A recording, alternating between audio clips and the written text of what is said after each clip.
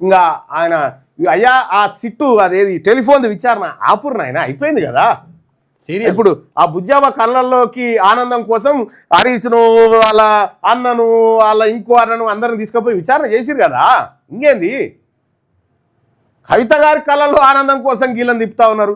నేను ఇప్పుడు సవాల్ వేస్తా ఉన్నా, మీకు దమ్ముంటే ఈ రాష్ట్ర ప్రభుత్వానికి దమ్ముంటే కేసీఆర్, కేటీఆర్, హరీష్ రావు, సంతోష్ రావు వీళ్ళ నలుగురిని అరెస్ట్ చేయాలి చూద్దాం. నువ్వు అరెస్ట్ చేయిపో. మీకు దమ్ము లేదు ఈ ప్రభుత్వానికి. ఇవేదో డ్రామా 42% రిజర్వేషన్ తప్పిస్తందుకు కవిత కళ్ళల్లో ఆనందం కోసం మీరు చెల్లెని బాగా బెదిరిస్తున్నట్టుగా మిమ్మల్ని టెలిఫోన్ ట్యాపింగ్ కేసులో విచారణ చేస్తామని చెప్పి వాళ్ళని రాత్రి కూర్చుండబెట్టుడు. ఆయన ఆడేడ విదేశాల్లో ఉండి ఆయన కవిత కళ్ళల్లో ఆనందం కోసం ఈ ఏడుపు ఏందో అర్థం కాదు. డ్రగ్స్ కేసులు ఎక్కనే వెళ్ళే రోజుకోటి ఎపిసోడ్ ఏమవుతుందా? తెలంగాణ రాష్ట్ర పోలీసులు వీళ్ళని అరెస్ట్ చేస్తారా? వీళ్ళని అరెస్ట్ చేసే దమ్మని ఉందా మీ దగ్గర? ఇదంతా ఉత్తదే ప్రజలారా. మళ్ళీ 42% రిజర్వేషన్ వార్తలు పక్కదారి పట్టడానికి, అది అసలు చర్చ మీద లేకుండడానికి ఈ టెలిఫోన్ డ్రామా, ఈ కథ కార్ఖాన్ అంతా ఇప్పుడే తెచ్చిపెట్టుకురు. ముందర అప్పుడే తెచ్చిపెట్టుకురు. కరెక్ట్గా మీరు చూడండి, ఇదే జరుగుతూ ఉంది. ఇది అంతా ఎవరు చేస్తా ఉన్నారు? రేవంత్ రెడ్డికి తెలుసు. వీళ్ళని అరెస్ట్ చేయడు, వీళ్ళతో లోపాయకార ఒప్పందం ఉంది, వాళ్ళ కాడ తీసుకోవాల్సిన పైసలన్నీ తీసుకున్నాడు, అయిపోయింది.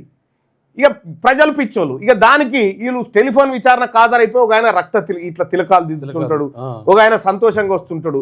వచ్చి ఏం చేస్తారు? మళ్ళీ ప్రెస్ మీట్ పెట్టి ఇది ఉత్తదే కేసు. ఉత్త కేసుకి రక్త తిలకాలు ఎందుకు? ఇంత పొడుగు మనుషులు ఉత్త కేసుకి ఇంత తిలకాలు ఎందుకు?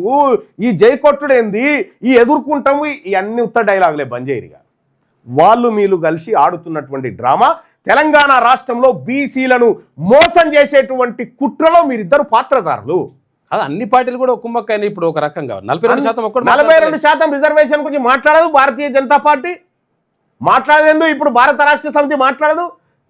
కాంగ్రెస్ అంటే దొంగల ముఠా అయిపోయింది కాబట్టి ముఖ్యమంత్రి రేవంత్ రెడ్డి బీసీలను మోసం చేసిండు.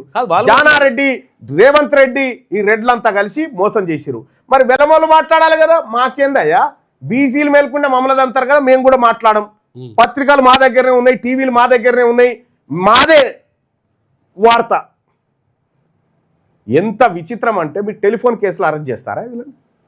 మీకు దమ్ముంటే నేను ఇప్పుడు సవాల్ చేస్తా ఉన్నా.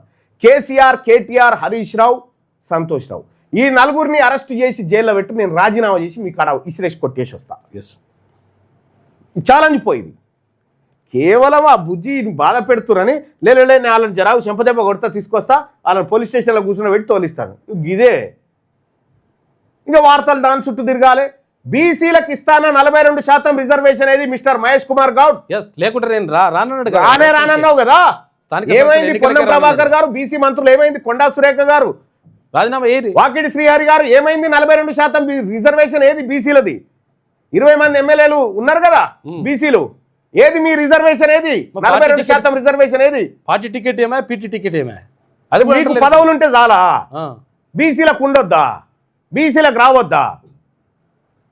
బీసీలకు ప్రధాన శత్రువులుగా మీరే ఉన్నారు. మీరు రేపు పొద్దుగాలు వస్తారు కదా మళ్ళా ప్రజాక్షేత్రంలోకి మాకు ఓట్లేయరని. అంటే మిమ్మల్ని పెద్దగా ఏం ఎదగనియరు, మిమ్మల్ని ఏం రిపీట్ చేయరు, కానీ మీకేం మళ్ళీ రెన్యువల్ చేసి టికెట్లు ఇస్తారని పొరపాటు అట్లేమి ఇయ్యరు. కానీ మీరు గుర్తుపెట్టుకోండి, మీరు ద్రోహులుగా మారుతా ఉన్నారు. బీసీ ప్రజల ఓట్లతో గెలిచి బీసీ ప్రజలకు అన్యాయం జరుగుతుంటే మాట్లాడనటువంటి వాళ్ళు ఎవరైనా ఉన్నారో, బీసీ ఎమ్మెల్యేలు కానీ బీసీ మంత్రులు కానీ, మీరు సమాధానం చెప్పాలి. 42% ఎందుకు ఇయ్యలేకపోయినామో చెప్పు ఫస్ట్. ప్రజాక్షేత్రంలోకి వచ్చి ఇచ్చిన తర్వాతనే వస్తామని చెప్పారు కదా. దొంగ ముఖ్యమంత్రి దొంగతనంగా దాచుకొని నోటిఫికేషన్ ఇప్పించింది కదా. ఇప్పుడు దీనికి సమాధానం చెప్పాలి కదా. ఇప్పుడు గుర్తుపెట్టుకోండి, మీరు బీసీలను ఎంత అవమానిస్తున్నారో అంత ఎక్కువ పాతాళానికి పోతారు మీరు.